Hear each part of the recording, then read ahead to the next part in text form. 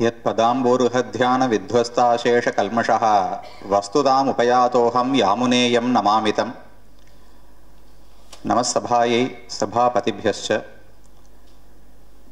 त्रयी नाम्न्याः अस्याः भगवद्गीता कार्यशालायाः तृतीये दिने द्वितीयमिदं सत्रं भगवद्गीतायाः नवमाध्यायमाश्रित्य प्रचलति। तत्र द्राविडभाषया नवमाध्यायस्य सारः यथा विशिष्टाद्वैतसिद्धान्ते निरूपितः तथा विषयम् उपस्थापयामि। கண்ணன் அனுகிரகித்த பகவத்கீதையில் முக்கியமாக சொல்லப்பட்டது பக்தி யோகம். பக்தி யோகம்தான் மோட்சத்தை அடைவதற்கான வழி என்பது விசிஷ்டாத்வைத சித்தாந்தம், உபனிஷத் சித்தாந்தம் என்னே சொல்லலாம். இந்த ஒரு கருத்தை முக்கியமாக புரிந்து கொள்ள வேண்டும். அதுதான் கீதையினுடைய 9வது அத்தியாயத்தின் முக்கியமான கருத்து. வேதத்தில் மோட்சத்துக்கு வழி என்னன்னு பார்த்தால் பிரம்மவித் ஆப்னோதி பரம் என்று பொதுவான ஒரு வாக்கியம் சொல்றது. யாரெல்லாம் பிரம்மத்தை தெரிந்து கொள்ளுகிறார்களோ அவர்கள் மோட்சம் அடையலாம் என்று இதற்கு பொருள். அப்பென்ன ஒரு முறை தெரிந்து கொண்டால் போருமா? பரபிரம்மம்னு ஒருத்தர் இருக்கார் என்று எங்கள் எல்லாருக்குமே தெரியுமே, ஏன் மோட்சம் அடையவில்லை என்கிற சந்தேகம் வரலாம். அதனால பல இடங்களில் வேதம் இதை மேலும் மேலும் பரிஷ்காரம் பண்றது. வேறொரு இடத்தில் அனுவித்ய விஜானாதி என்றும் விஜ்ஞாய பிரக்ஞாம் குர்வீத என்றும் வேத வாக்கியங்கள் காணப்படுகின்றன. அனுவித்ய அறிந்து கொண்டு, விஜானாதி தெரிந்து கொள்ளுகிறான், விஜ்ஞாய தெரிந்து கொண்டு, பிரக்ஞாம் குர்வீத ஞானத்தை செய்வாய் இப்படின்னு வேதம் சொல்றது. ஒரு புஸ்தகம் இருக்கு, புஸ்தகத்தை பார்த்துவிட்டு தெரிந்து கொள்வாய் இப்படின்னு நாம சொல்ல மாட்டோம் இல்லையோ. பார்ப்பது என்பதுதான் தெரிந்து கொள்வது. விஜ்ஞாய பிரக்ஞாம் குர்வீதன்னு சொன்னால் என்னமோ 2 ஞானங்கள் இருக்குன்னு இந்த வாக்கியத்திலேருந்து தெரியறது. அப்ப பிரம்மத்தை தெரிஞ்சுண்டா மோட்சம்னு சொல்ற வாக்கியம் ஒண்ணு, அவனை தெரிந்து கொண்டு அறிந்து கொண்டால் மோட்சத்தை அடையலாம் என்று ஒரு வாக்கியம் சொல்லுகிறது. 3வது வாக்கியம் ஆத்மாவா அரே திரஷ்டவ்யா ஸ்ரோதவ்யா மந்தவ்யா நிதித்தியாசித்தவ்யா என்று தியானத்தை பத்தி சொல்லுகிறது. முதல்ல ஆச்சாரியனிடத்திலிருந்து கேட்டு தெரிந்து கொள்ள வேண்டும், அதுக்கு சிரவணம்னு பெயர். அதற்கு மேல அதை யுக்திகளை கொண்டு நன்னா திருடமா மனசுல நிலைநிறுத்தி கொள்ளணும், அதற்கு மனனம் என்று பெயர். அதுக்கு மேல தியானம் செய்ய வேண்டும் என்று வேதம் சொல்லுகிறது. அப்ப தெரிஞ்சுக்கணும், தெரிந்து கொண்டு தெரிந்து கொள்ள வேண்டும், தியானிக்க வேண்டும் இப்படின்னு வரிசையா ஒவ்வொரு படியா ஏத்துகிறது. அப்ப முதல்ல பகவானை பற்றி கேட்டு தெரிந்து கொள்ள வேண்டும், அதற்கு பிறகு தொடர்ந்து தியானிக்க வேண்டும். தியானம்தான் மோட்சத்துக்கான வழி என்று தெரிகிறது. அந்த தியானம்தான் உபாசனம் என்கிற சப்தத்தாலும் சொல்லப்படுகிறது. சர்வம் கல்விதம் பிரம்ம தஜ்ஜலாநிதி சாந்த உபாசீத ஆத்மானமேவ லோகம் உபாசீத. பல இடங்கள்ல உபாசனம்ங்கிற சப்தமும் வருது. அப்ப வேதனம், தியானம், உபாசனம் இதை போல வெவ்வேறு சப்தங்கள் வேதத்தில் பிரயோகப்படுத்தப்பட்டிருந்தாலும் இவை அனைத்துக்கும் பொருள் ஒன்றுதான். இப்போ இந்த சபைக்கு சொல்லும் போது ஒரு மனிதர் வந்திருந்தார், அத்தியக்ஷர் யாரு, சபைக்கு அத்தியக்ஷர் யாரு அப்படின்னு ஒருத்தர் கேட்ட உடனே ஒரு மனிதர் அப்படின்னு முதல்ல சொன்னேன், ஒரு வித்வான் அப்படின்னு அப்புறம் சொன்னேன், அப்புறம் அந்த சுவாமியினுடைய பேரை சொன்னேன்னு வச்சுங்களேன். இப்ப என்ன 3 அத்தியக்ஷர்கள் இருந்தான்னு அர்த்தம். முதல்ல மனுஷர்னு அவருடைய ஒரு பண்பை சொன்னேன், அவர் வித்வான் 2வது பண்பை சொன்னேன், அவருக்கு ஒரு பேர் இருக்குன்னு 3வது விசேஷமாக சொன்னேன். அதே போல வேதமும் ஞானம்னு முதல்ல குறிப்பிடுறது. அது வெறும கேள்வி ஞானம் கிடையாது, கேட்டு தெரிஞ்சதுக்கு அப்புறம் ஏதோ ஒரு ஞானத்தை நாம் செய்ய வேண்டும், பெற்றுக்கொள்ள வேண்டும்னு சொல்றது. அது தியான ரூபமான ஞானம். தொடர்ந்து ஒரு விஷயத்தை சிந்திப்பது, நினைவுபடுத்திக் கொள்வது, அதுதானே தியானம்னு சொல்றோம். அந்த தியானம் தான் மோட்சத்துக்கு வழி, அதற்குத்தான் உபாசனம் என்று பெயர் என்று சொல்லுகிறது.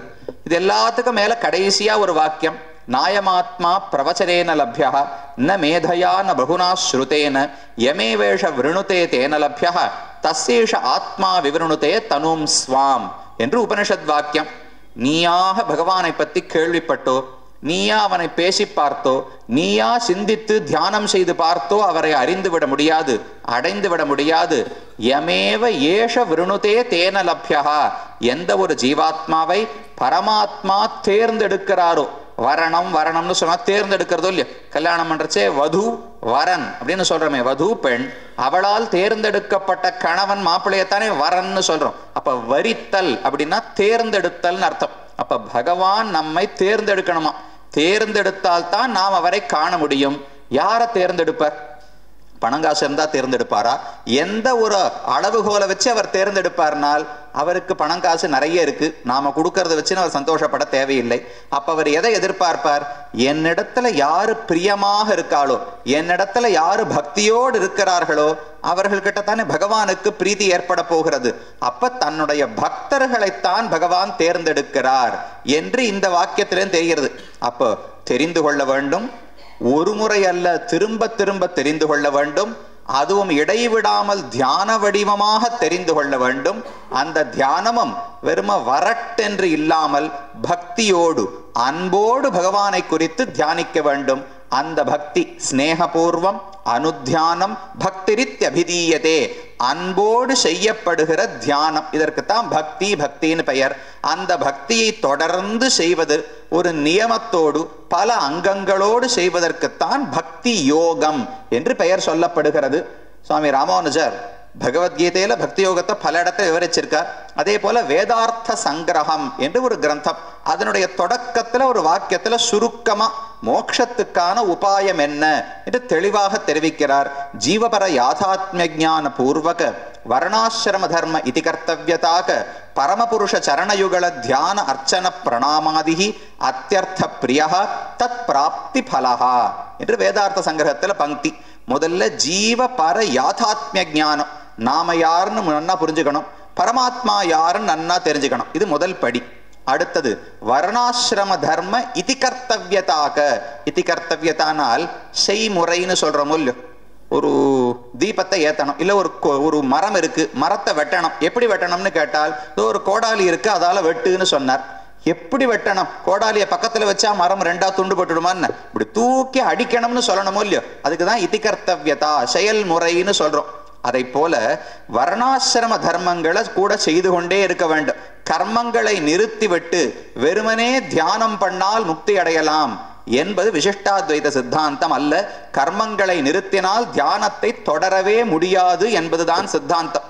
கர்மங்கள் தான் நம்ம மனசுல இருக்கிற அழுக்கெல்லாம் தொடச்சுட்டே இருக்கும். ஒரு கண்ணாடியை ஒரு தடவை தொடச்சிட்டேங்கிறதுக்காக 4 நாள் கழிச்சு அழுக்கு படியாம இருக்கும்னு ஒரு நாளும் சொல்ல முடியாது. எது வரைக்கும் தொடச்சுட்டு இருக்கேனோ அது வரைக்கும் அழுக்கு இல்லாம இருக்கும். தொடக்கிறத நிறுத்திட்டா மறுபடியும் அழுக்கு வந்து மூடின்றோம். அதை போல நான் தியானிக்க வேண்டும் என்றால் மனசு தூய்மையா இருக்கணும். தூய்மையா இருக்கணும்னா கர்மங்களை விட முடியாது. அப்ப கர்மங்களை செய்து கொண்டே அவனவனுடைய வர்ணாசிரம தர்மங்களை அனுஷ்டித்து கொண்டே என்ன செய்யணும்? பரமபுருஷ சரணயுகள தியான அர்ச்சன பிரணாமாதிகி, பகவானை பற்றி தியானிக்க வேண்டும். அர்ச்சனம், புஷ்பங்களை இலைகளை கொண்டு அவனுக்கு அர்ச்சனம் செய்ய வேண்டும். பிரணாமம், அவர் பெரியவர், நான் அவருக்கு தாசன் தொண்டன்கிற பணிவோடு அவர் விழுந்து சேவிக்க வேண்டும். இதை போல எத்தனையோ பாகவதத்துல பார்த்தா பிரஹ்லாதன் ஒரு 9 விதமான பக்தியை சொல்றார். வராக பெருமாள் ஒரு 8 விதம். தானும் ஸ்ரவணம், கீர்த்தனம், விஷ்ணோஹோ ஸ்மரணம், பாத சேவனம், இப்படி எத்தனையோ பக்தி இருக்கே, அது எல்லாத்தையும் சேர்த்து வைத்துக் கொள்ள வேண்டும். இது அனைத்தையும் செய்வதற்குத்தான் பக்தி யோகம், பக்தி யோகம் என்று பெயர். அந்த பக்தி யோகம் தான் பகவானை அடைவதற்கு, மோட்சத்தை கட்டி வைகுண்டத்தை பிராபித்து அவனுக்கு கைங்கரியம் பண்ணி ஆனந்தப்படுவதற்கு உபாயம் பக்தி யோகம் என்பது விசிஷ்டாத்வைத சித்தாந்தம். அந்த சித்தாந்தத்தை பகவான் கண்ணன் தான் கூறுவதுதான் இந்த 9வது அத்தியாயம். 18 அத்தியாயங்கள்ல நடு பகுதி 9வது அத்தியாயம் இருக்கு. அந்த அத்தியாயத்தில் தான் பக்தி யோகம் என்பது எப்படிப்பட்டது என்பது இந்த அத்தியாயத்தின் முக்கியமான விஷயம். அதோடு கூட வேறு சில விஷயங்களையும் சேர்த்து சொல்லுகிறார் சுவாமி ஆளவந்தார். யாமுனாச்சாரியருடைய கீதார்த்த சங்கிரக ஸ்லோகம் ஸ்வமாஹாத்மியம் மனுஷ்யத்வே பரத்வம் ச மகாத்மனாம் விசேஷோ நவமே யோகா பக்தி ரூப பிரகீர்த்திதா. இதான் இந்த அத்தியாயத்தினுடைய சாரத்தை சொல்லுகிறது. முதல் பகுதியாலே ஸ்வமாஹாத்மியம், தன்னுடைய பெருமைகள் என்ன, மற்ற யாருக்கும் இருக்கவே முடியாத தன்னுடைய தனித்தன்மை, அசாதாரணமான மகாத்மியம் என்ன, கீழே 7வது அத்தியாயத்திலே விவரிச்சிருப்பார் நினைக்கிறேன். ஸ்வ யாதாத்மியம் என்று அந்த இடத்துல கீதார்த்த சங்கிரக ஸ்லோகம். யாதாத்மியம்னா உண்மை நிலை, அடிப்படை நிலை. பகவான் ஜெகத்காரணம், இதெல்லாம் அடிப்படையோலையும் அவரை புரிஞ்சுக்கணும்னால் அதெல்லாம் 7ஆம் அத்தியாயத்துல சொன்னார். எனக்கு அச்சேதனமும் எனக்குத்தான் சொத்து, சேதனாத்மாவும் எனக்குத்தான் சேஷபூதனாக இருக்கிறார். இதெல்லாம் 7ஆம் அத்தியாயம். 9வது அத்தியாயத்தை தன்னுடைய மகாத்மியம் பெருமை என்னன்னு சொல்லுகிறார். ஸ்வமாகாத்மியம். அடுத்தது மனுஷ்யத்வே பரத்வம். நான் மனிதனாக பிறந்தாலும், மனிதன்னு சொன்னால் இந்த இடத்துல அவதார தசையில் என்று பொதுவாக வைத்துக் கொள்ள வேண்டும். மனுஷத்வே பரத்தம்னு சொன்னால் பகவானுடைய முதல் 5 அவதாரங்க மனுஷனா இருக்கல. வாமனன் அதுவும் தேவ அவதாரம் விட்டுடுங்க. அப்போ பரசுராமர், ராமர், கிருஷ்ணர், கல்கி, பலராமர் இவர்களைத்தான் பகவான் குறிப்பிடுறாரானால் மனுஷத்வே பரத்வம்.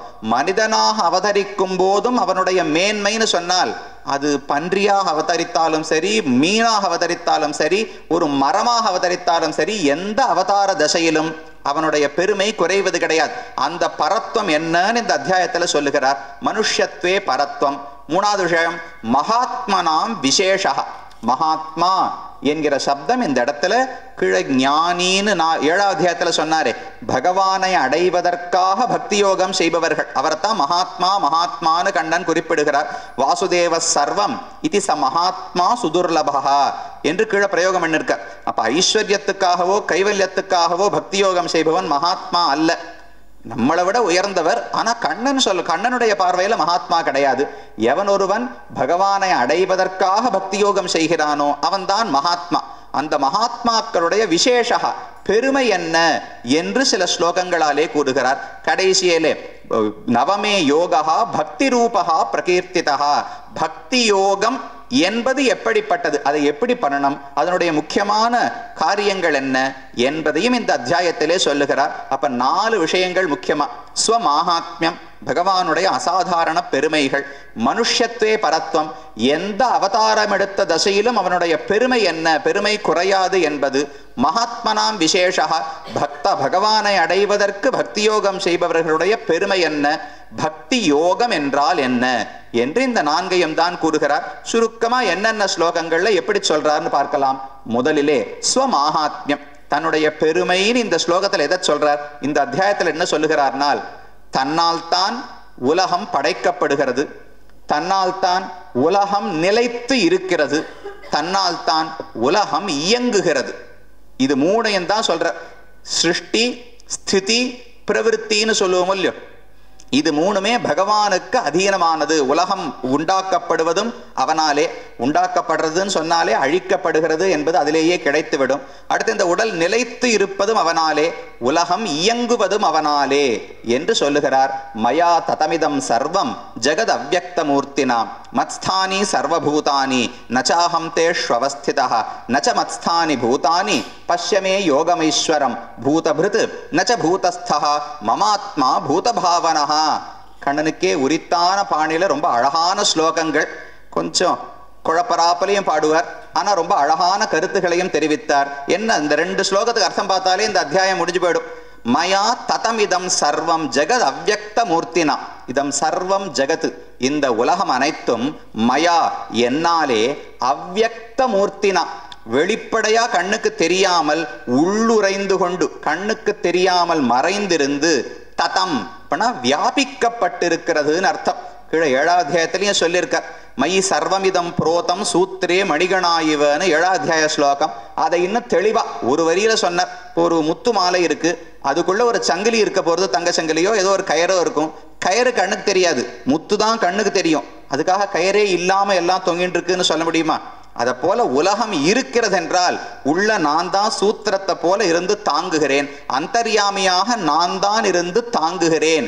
மயா ததமிதம் சர்வம் ஜெகத் அவ்யக்த மூர்த்தினா மத்ஸ்தானி சர்வபூதானி. பூதங்கள் அனைத்தும் என்னிடத்தில் தான் நிலை பெறுகின்றன. இந்த உடல் யாரால நிலை பெறுகிறது? ஆத்மா உடலை தூக்கிட்டு இருக்காரா? உடல் ஆத்மாவை சுமக்கிறதான்னு பார்த்தால் ஆத்மா தான் இந்த உடலை சுமக்கிற. ஆத்மா சின்னவர் தான், ஆனா ஆத்மா பரப்பிட்டு போன உடனே இந்த தேகத்தால் எழுந்திருக்க முடியாது இல்லையோ. அப்ப ஆத்மா சிறியவராக இருந்தாலும் இந்த உடலை தூக்கி நிறுத்துகிறாரோ இல்லையோ. அதை போல பரமாத்மாவிடம்தான் இந்த உலகம் அனைத்தும் தாங்கப்படுகிறது. மத்ஸ்தானி சர்வபூதானி நச்ச அகம் தேஷு அவஸ்திதா. அவை அனைத்தும் என்னிடம் இருக்கின்றன, நான் அவற்றிடம் இல்லை இப்படின்னு கண்ணன் சொல்றார். அப்படின்னா என்னன்னால் நான் அவற்றை நம்பி இல்லைன்னு அர்த்தம். என்னால அவர்களுக்கு உபகாரம் உண்டு, நான் இருக்கிறதுனால தான் அவர்கள் எல்லாம் வாழ்கிறார்கள். ஆனா அவர்கள் இருந்தால்தான் நான் இருக்க முடியும்னு எந்த நிர்பந்தமும் கிடையாது. அவர்களால் எனக்கு கிடைக்கிற ஒரு உபகாரம் கிடையாது. ஏன் சொல்றாருனால், ஜீவாத்மாவுக்கு அவரால்தான் உடல் தாங்கப்படுகிறது. ஆனா உடலால ஜீவாத்மாவுக்கு வரக்கூடிய நன்மைகள் பல உண்டு. உடல் இல்லாட்டா முதல்ல புஸ்தகத்தையே படிக்க முடியாது, கீதையை எப்படி தெரிஞ்சுக்கிறது, ஒரு ஆச்சாரியன்கிட்ட உபதேசத்தையே பெற முடியாது. அப்ப ஆத்மாவால் உடலுக்கு நன்மை, உடலால் ஆத்மாவுக்கு நன்மைன்னு இருக்கும் இல்லையோ, இதை போல பரமாத்மா கிட்ட கிடையாது. பரமாத்மாவால உலகத்துக்கு நன்மையை தவிர உலகம் இருக்கிறதுனால தான் பரமாத்மா வாழ்ந்துட்டு இருக்கார். இல்லாட்டா அவரால் கையை தூக்க முடியாது, காலை அசைக்க முடியாது, எதையுமே பண்ண முடியாது. ஆனால் சங்கல்பத்தால் அனைத்தையும் செய்யக்கூடியவர். அப்ப மத்ஸ்தானி சர்வபூதானி நச்சாஹம் தேஷ்வஸ்திதா, அவை என்னை நம்பி உள்ளன, நான் அவற்றை நம்பி எந்த அபிப்பிராயத்திலும் இல்லை என்று சொன்னார். அடுத்த வார்த்தை சொன்னது அப்படியே மாத்திட்டார். மத்ஸ்தானி சர்வபூதானி நச்ச மத்ஸ்தானி பூதானி, எல்லாம் என்கிட்ட தான் இருக்கு, எதுவுமே என்கிட்ட இல்லை இப்படின்னு ரெண்டையும் சொல்றாரு. என்னால் உலகத்தில் இருப்பதை போல் நினைத்து கொள்ளாதேன்னு அர்த்தம். இப்ப இந்த மேஜை இருக்கு, மேஜைக்கு மேல புஸ்தகம் இருக்கு, ஒருவேளை அதை போல பரமாத்மா கீழே நின்று உலகத்தை எல்லாம் தாங்குறாரோல்னால் இதை போல நேர கீழிருந்து தாங்குவதல்ல, அந்தர்யாமியாக உள்ளே இருந்து தாங்குகிறேன். அப்போ ஒரு குடம் ஜலத்தை தாங்குவது போல் நான் தாங்குவது கிடையாது, கண்ணுக்கே தெரியாமல் அந்தர்யாமியாக இருந்து தாங்குகிறாரோ இல்லையோ. அதனால நச்சமத்ஸ்தானி பூதானி, உலகத்துல எப்படி ஜலம் குடத்திலோ புஸ்தகம் மேஜையிலோ இருக்குமோ அதை போல் உலகம் என்னிடத்தில் உள்ளது நினைக்காதே, இது முற்றிலும் வேறுபட்ட தன்மை. நச்சமத்ஸ்தானி பூதானி பஷ்யமே யோகம் ஐஸ்வரம். ஐஸ்வரம் யோகம்னால் ஈஸ்வரனுக்கே உரித்தான அசாதாரண குணம், அசாதாரண தர்மம். அந்த தர்மத்தை பார்ப்பாய்.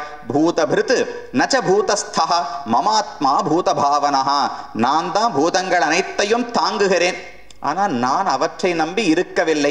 இதுதான் என்னுடைய பெருமை என்று ஒரு பெருமை. உலகம் இருப்பதும் உலகம் இயங்குவதும் பகவானாலே என்று ஒரு பெருமையை சொன்னார். ஏன் சிருஷ்டியை மட்டும் விட்டு வைக்கணுமான்னு அதையும் சேர்த்து சொல்லிவிட்டார். சர்வபூதானி கௌந்தேய பிரகிருதிம் யாந்தி மாமிகாம் கல்பக்ஷயே புனஸ்தானி கல்பாதௌ விசிருஜாமியகம். சிருஷ்டிக்கு நான் தான் காரணம், பிரளயத்துக்கு நான் தான் காரணம். பிரம்மாவுடைய ஆயுசு கல்பகாலம் எப்ப முடிகிறதோ எல்லா பொருள்களையும் லயமடைய வைத்து விடுகிறேன். புனஸ்தானி கல்பாதோ விசிருஜாமி, மறுபடியும் கல்பம் தொடங்கும் போது எல்லா பொருள்களையும் நான் தான் படைக்கிறேன். அப்ப படைப்புக்கு நானே காரணம், அவற்றுக்குள் அந்தர்யாமியாக இருந்து வாழ வைப்பதற்கு நானே காரணம், அந்தந்த பொருள் பிரவிற்த்தி செய்வதற்கு இயங்குவதற்கும் நானே காரணம் என்று சொன்னாரே. இதுதான் ஸ்வமாஹாத்மியம், தன்னுடைய பெருமை என்று கண்ணன் சொல்லிக் கொள்ளுகிறார். இதை சொல்லும் போது கூட ஒரு விஷயம், ஒரு கேள்வி வந்தது.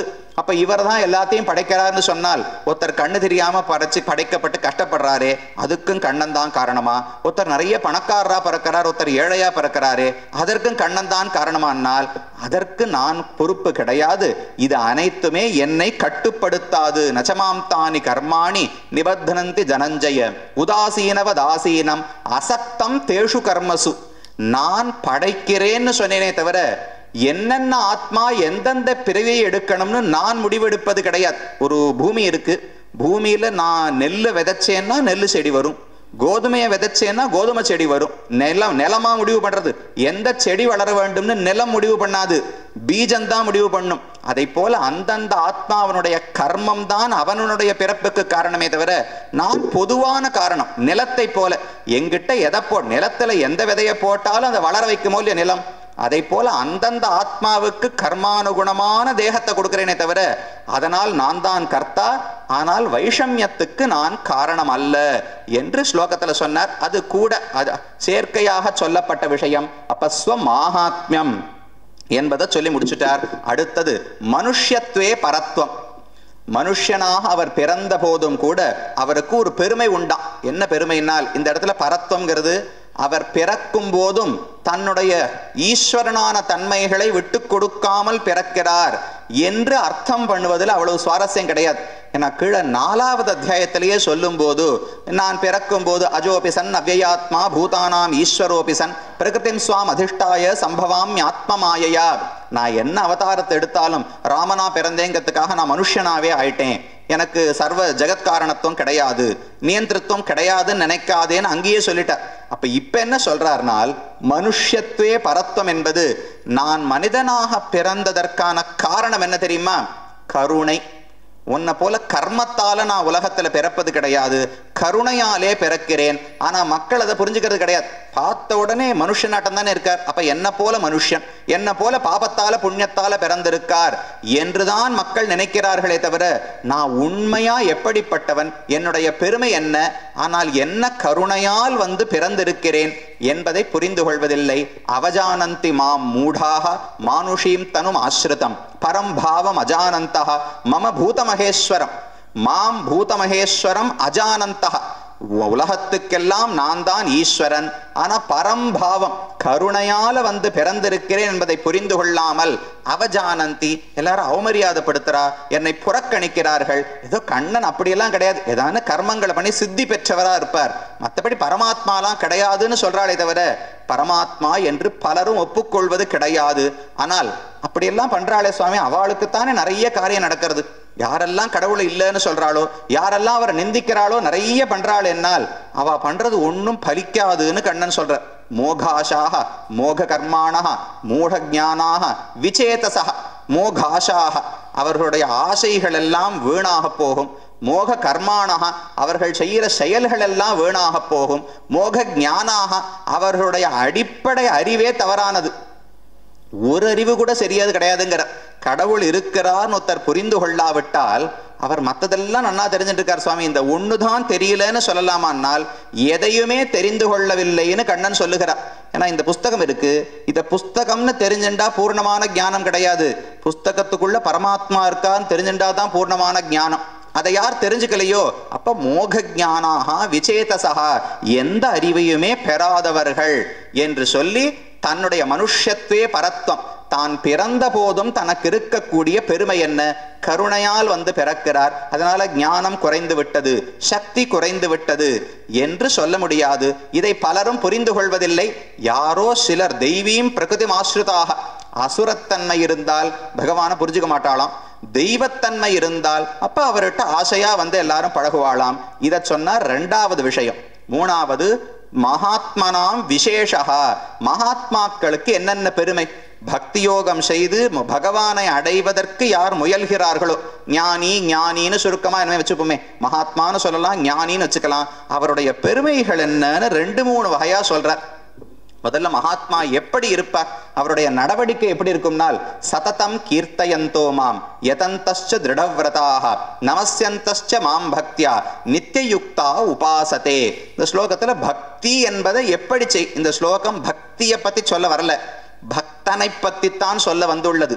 சததம் கீர்த்தயந்தகா, எப்போதும் பகவானுடைய நாமங்களை பாடிண்டே இருப்பாளாம். அவனை பத்தி நினைக்கிறோம், நினைக்க நினைக்க ஏதோ ஒரு குணத்தை அனுபவிச்ச உடனே ஆனந்தம் வருது. அந்த குணத்தை சொல்றதுக்கு ஏதோ ஒரு நாமம் இருக்குமோ இல்லையோ. பகவான் யசோத கையால கட்டுப்பட்டார்னு நினைச்ச உடனே தாமோதரன் ஒரு பேர் ஞாபகம் வருதா? பகவான் மாடு மேய்ச்சார் அப்படின்னு சொன்ன உடனே கோவிந்தன் ஒரு பேர் ஞாபகம் வருதா? அந்த பெயரை வாய்விட்டு பாடணுமா. அது ஒரு முறை 2 முறை கிடையாது. சததம் கீர்த்தயந்தகா, எப்போதும் பாடிக்கொண்டிருக்க வேண்டும். முன்னாடி ஆள் இருந்தாலும் பாடணும், முன்னாடி ஆள் இல்லாட்டாலும் பாடணும், அவ கைதட்டினாலும் பாடணும், அவ கைகொட்டி சிரிச்சாலும் பாடணும், எப்போதும் பாட வேண்டும். ஏன்னா என்னுடைய பக்தியின் வெளிப்பாடு தானே, எதிராளியினுடைய சந்தோஷத்துக்காக பாடக்கூடாது, என்னுடைய பக்தியின் அனுபவத்தின் வெளிப்பாடாக பாட வேண்டும். சததம் கீர்த்தயந்தகா மாம் யதந்தகா, எப்போதும் பகவானுக்கு கைங்கரியம் பண்றதுக்கு, தொண்டு செய்வதற்கு முயற்சிக்க வேண்டும். அர்ச்சனை பண்ணலாம், அவருக்காக கோவில் கட்டலாம், மரம் நடலாம், இல்ல ஒரு குளம் வெட்டலாம், இதை போல என்னென்ன காரியங்கள் இருக்குமோ, பகவானுக்கும் பக்தர்களுக்கும் உபகாரமான என்னென்ன காரியம் இருக்குமோ அது அனைத்தையும் தான் யதந்தகா, யதனம் என்று கண்ணன் கூறுகிறார். கடைசியா நமஸ்யந்தகா, வணங்கணும் இல்லையோ. இப்படியே அவர் மேல இருக்காருங்கிறதுக்காக என் தலை இப்படியே இருக்கக்கூடாது. பக்தி பார அவநமித சர்வாங்ககான்னு ராமானுஜர் தெரிவிக்கிறார். தலக்கணை ஏறணுமோ இல்லையோ, தலக்கணை ஏறினா பொதுவா தலை மேல போகும்னு சொல்லுவா. பக்தியினுடைய கனம் ஏறிடுத்துனா தலை குனிஞ்சிருமா. அப்படி ஏறி கை கால் உடம்பு மனசு அகங்காரம் புத்தி 8 அங்கங்களும் தரையில பட்டு சாஷ்டாங்க பிரணாமா பகவானை சேவிச்சுட்டே இருக்கணும். அத நமஸ்யந்தஸ்ச மாம் பக்தியா நித்தியயுக்தா உபாசதே, எப்போதும் பகவானோடு சேர வேண்டும்ங்கிற ஆசையில உபாசனம் செய்கிறார்களே அவர்கள்தான் சிறந்த பக்தர்கள்னு சொன்னார். அதுக்கு மேல இது கீர்த்தனம், யதனம், நமஸ்காரம் 3 சொன்னாரா? அடுத்த ஸ்லோகத்துல இதுக்கு மேல ஒரு விசேஷம். இதை எல்லாரும் பண்ணணுங்கிற தேவை கிடையாது. ஆனா இதையும் செய்கிற சில பக்தர்களும் உண்டு. ஞான யஜ்ஞேன சாப்பியன்யே யஜந்தஹா மாம் உபாசதே. ஞான யஜ்ஞம்னு கூடுதலாக ஒரு விஷயத்தை செய்யறாளாம். கீர்த்தனம், தியானம், பிரணாமத்தை நிறுத்த முடியாது. அதை செய்து கொண்டே ஞான யஜ்ஞம்னா என்னன்னால் ஏகத்வேன பிருதக்த்வேன பகுதா விஸ்வதோமுகம். பிருதக்த்வேன பகுதா விஸ்வதோமுகம் மாம் ஏகத்வேன உபாசதே என்று அன்வயம் சொல்றார். பகவான் இந்த உலகத்தில் இருக்கிற அனைத்துமாகவும் அவரே இருக்கிறார். இந்த ஒரு மேஜை எடுத்துட்டா அதுக்குள்ள பரமாத்மா, புஸ்தகத்துக்குள்ள பரமாத்மா, ஒலிபெருக்கிக்குள்ள பரமாத்மா, வஸ்திரத்துக்குள்ள பரமாத்மா, இப்படி அனைத்துக்குள்ளும் பகவானை காண்பது என்கிற ஒரு யஜ்ஞம் இருக்கே, ஞான யஜ்ஞம். அதையும் சேர்த்து சிலர் செய்கிறார்கள் என்று சொல்லிவிட்டு இவர்களுடைய ஏற்றங்கள் என்னன்னு சொல்றார். முதல் ஏற்றம், இவர்கள் அடைகிற பயன் மற்றவர்களுடைய பயனை விட உயர்ந்தது. மற்றவர்கள் யாரெல்லாம் சொர்க்கத்துக்கு யாகம் பண்ணலாம், ஹோமம் பண்ணலாம், தபஸ் பண்ணலாம், இதெல்லாம் பண்ணா சொர்க்கத்துக்கு போகலாம், இந்திர பதவி, சந்திர பதவி என்னென்னமோ அடையலாமோ இல்லையோ, அவை அனைத்துமே ஒரு நாள் முடியக்கூடிய இன்பங்கள் தான். திரைவித்யாமாம் சோமபா பூத பாபாக தேதம் புக்த்வா ஸ்வர்கலோகம் விஷாலம் க்ஷீணே புண்ணியே மர்த்தியலோகம் விஷந்தி.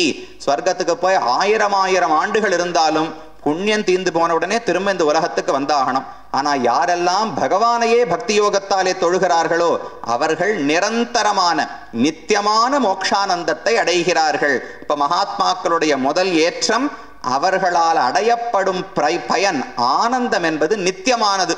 மற்ற யாருக்கு நித்தியமான ஆனந்தம் கிடையாது. அடுத்த ஏற்றம் சொன்னார், கஷ்டப்பட்டு ஆனந்தத்தை பெறணுங்கிற தேவை கிடையாதான். பெரிய ஆனந்தம் அடையணும்னா பொதுவா நிறைய வேலை செய்யணும் இல்லையோ.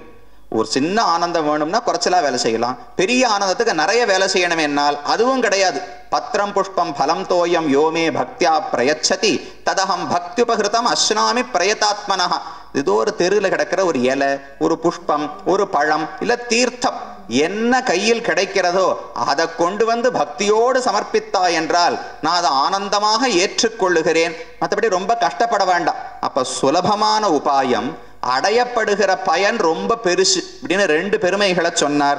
அதற்கு மேல தெரிவிக்கிறார், சமோகம் சர்வபூதேஷு நமே துவேஷ்யோஸ்தி மன பிரியஹா. இதுல என்ன சொல்றார்னால், அனைவரும் எனக்கு சமமானவர்கள், எல்லோரிடமும் நான் சமமாக நடந்து கொள்ளுகிறேன். அப்படியா சுவாமி? அப்ப ஹிரண்யகசிபுவை ஏன் கொன்னார்? பிரகலாதனை போல அவனுக்கு அனுகிரகிச்சிருக்கலாமே. ராவணனை ஏன் கொன்னார்? விபீஷணனை போல தம்பின்னு சொல்லியிருக்கலாமே. என்னால் இந்த இடத்துல சமத்துவம்னு சொல்லப்படுவது அவரவர்கள் தர்மத்தை செய்தாலும் அதர்மத்தை செய்தாலும் சமமாக நடந்து கொள்வேன் என்பது அல்ல. சமத்துவம் என்பது ஒருத்தர் என் காலில் வந்து விழும்போது அவன் பணக்காரனா ஏழையா, படிச்சவனா படிக்காதவனா, எந்த குலத்தில் பிறந்திருக்கிறான், அழகா இருக்கானா இல்லையா, இது எதையும் பார்க்க மாட்டான். வந்து காலில் விழுபவன் ராவணனாகவே இருந்தாலும் ஏற்றுக்கொள்ள பகவான் தயார் தானே. விபீஷணன் தான் வந்தா, ராவணன் வரவில்லை. ராவணன் வந்திருந்தாலும் ஏற்றுக்கொள்வதற்கு ராமன் தயார். எதிவா ராவணஸ்வயம் என்று சுக்ரீவன் இடத்துல சொல்லுகிறார். அப்ப சமம் பகவான் அனைவருக்கும் பொதுவானவர்னால் காலில் விழும்போது பக்தியை ஒன்னத்தான் எதிர்பார்க்கிறாரே தவிர அதை தவிர எதையும் எதிர்பார்க்கல இல்லையோ. மற்ற எல்லா முறைகள், மற்ற எல்லா பிரகாரங்களிலும் சமமாக மக்களை நடத்துகிறார். அந்த சமத்துவத்தை தெரிவித்தார். அது எப்படி பக்தனுக்கு ஏற்றம்னால் பக்தியினுடைய ஏற்றம் இல்லையோ. பக்தியை தவிர வேற எதையும் பகவான் எதிர்பார்ப்பதில்லைன்னு சொன்னால் அது பக்தனுடைய ஏற்றம். அது ஒண்ணு. 3வது ஏற்றம் தெரிவித்தார். 4வது ஏற்றம், பக்தனாக இருப்பவனுக்கு ஏதோ சில தவறான பழக்கங்கள் நடத்தைகள் இப்போது இருந்தாலும் அதனால அவனை ஒரு நாளும் அவமரியாதை பண்ணக்கூடாதுன்னு சொல்ற. அபிச்சேத்சு துராச்சாரா பஜதே மாம் அனன்யபாக் சாதுரேவ சமந்தவ்யா சம்யக் விவசிதோஹி சஹ க்ஷிப்ரம் பவதி தர்மாத்மா சஸ்வச்சாந்திம் நிகச்சதி கௌந்தேய பிரதிஜானீஹி நமே பக்தः பிரணஷ்யதி. ஒருவேளை ஒரு பக்தனுக்கு ஏதோ தவறான பழக்கம் இருந்தாலும் அதை நீ சுட்டி காட்டாதே, அதனால் அவனை நீ அவமரியாதை செய்யாதே. காலப்போக்கில் அவன் மனசுல பக்திங்கிற ஒரு நெருப்பு இருக்கோ இல்லையோ, அது மற்ற எல்லா அழுக்கையும் தானே போக்கிடுமா. அவனுக்கு வந்திருக்கிறது ஒரு பெரிய ஆசை தானே, பகவானை அடைய வேண்டும்ங்கிற ஆசை எப்ப வந்துடுத்தோ அந்த ஒரு நல்ல விஷயம் மற்ற எல்லா தீமைகளையும் காலப்போக்கில் அழித்துவிடும். க்ஷிப்ரம் பவதி தர்மாத்மா, அவனும் தன்னுடைய தீய பழக்கங்களை விட்டு தர்மாத்மாவாக ஆகி மோட்சம் அடைந்து விடுவான். அப்ப பக்தியினுடைய ஏற்றம் என்ன? அவ பக்தியினால் அடையப்படுகிற பயன் நித்தியமான ஆனந்தம்.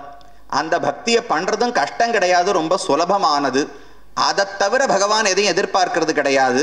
அந்த பக்தி என்பதை செய்யும் போது அதுவே மற்ற தவறுகளையும் சரி செய்து விடும். இப்படி 4 பெருமைகள். மகாத்மனாம் விசேஷகான்னு சொன்னால் மகாத்மாக்கள் கிட்ட இருக்கிற பக்தி என்னென்ன நன்மைகளை செய்யும் என்று சொன்னார். கடைசியாக நவமே யோகா பக்தி ரூப பிரகீர்த்திதா 2 ஸ்லோகம். கடைசி ஸ்லோகத்துல மன்மனாபவ மத்பக்தா மத்யாஜி மாம் நமஸ்குரு மாமே வேஷ்யசி யுக்தேவம் ஆத்மானம் மத்பராயணா. இந்த ஸ்லோகத்துல தான் பக்தி யோகத்தை எப்படி பண்ணணும்னு சொல்றார். இதற்கு முன் ஸ்லோகத்திலே தஸ்மாத் இந்த உலகத்தை அடைந்தார்கள் அனித்யம் அசுகம் லோகம் இமம் பிராப்ய பஜஸ்வமாம். எப்ப இந்த உலகத்தில் நீ பிறந்து விட்டாயோ ஆகையால் என்னை குறித்து பக்தி செய்வாய். வாக்கியத்தை பார்த்தா கொஞ்சம் பிராமகமா இருக்கும். பிராப்ய பஜஸ்வன்னு சொன்னால் நீ எப்ப சம்சாரத்தை அடைகிறாயோ அடைந்து விட்டு பக்தி யோகம் செய்வாய் அப்படின்னு எப்ப வந்தா அப்படித்தானே அர்த்தம். அப்போ புக்துவா கதஹா ஏதோ ஒன்று சொல்றோம், தாப்ரத்தையும் சொல்றோம்னால் இதை செய்துவிட்டு அதை செய்வாய்னு அர்த்தம். அப்ப இமம் அசுகம் லோகம் பிராப்ய பஜஸ்வன்னு சொன்னால் எப்ப சம்சாரத்தை அடைகிறாயோ அப்போது பக்தி யோகம் செய்வாய்னு அர்த்தம் வந்துடும். அப்படி அர்த்தம் அல்ல, இங்க வேற மாதிரி பண்ணணும். சம்சாரத்தை அடைந்திருப்பவனாக நீ இருக்கிறபடியால் பிராப்தஹா சன்னு மாம் பஜஸ்வ என்னை குறித்து பக்தி செய்வாய். இதுதான் விதி. எப்ப சம்சாரத்தில் பிறந்து துன்பப்படுகிறாயோ என்னை குறித்து பக்தி செய்வாய் விதி சொல்லிட்டார். எப்படி பண்ணணும்னு கேட்டால் மன் மனாபவ மத் பக்தா மத் யாஜி மாம் நமஸ்குரு. மத் பக்தா முதல்ல மனசுல பகவானை குறித்து அன்பு இருக்க வேண்டும். மன் மனாபவ அந்த அன்பால எப்போதும் அவரையே நினைத்து கொண்டிருக்க வேண்டும். வேற பயனும் வேண்டாம், மோட்சம் கொடுக்கறதுக்கும் வேற யாரும் வேண்டாம், அவரே தான் கொடுக்க போகிறார். அப்ப வேறு ஒரு பொருளையே சிந்திக்காமல் இருக்க வேண்டும். மன் மனாபவ மத் யாஜி என்னென்ன முறையில் அவருக்கு கைங்கரியம் தொண்டு செய்ய முடியுமோ செய்ய வேண்டும்.